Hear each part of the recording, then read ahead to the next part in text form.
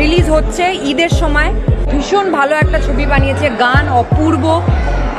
অবশেষে ইন্ডিয়ার গণমাধ্যমে শাকিব খানের রাজকুমার সিনেমা নিয়ে প্রশংসা করলো মিমি চক্রবর্তী। এ বিষয়ে বিস্তারিত জানতে ভিডিও সম্পূর্ণ দেখুন। শাকিবের রাজকুমার সিনেমা গোটা বাংলাদেশে যেমন হইচই ফেলে দিয়েছে, তেমনি ওপার বাংলায় রাজকুমার নিয়ে হচ্ছে ব্যাপক আলোচনা। ইন্ডিয়ার গণমাধ্যমে মিমি চক্রবর্তীকে প্রশ্ন করা হয়, আপনি শাকিবের রাজকুমার সিনেমা দেখবেন কিনা? উত্তরে মিমি চক্রবর্তী বলেন, ডেফিনেটলি আমি দেখব।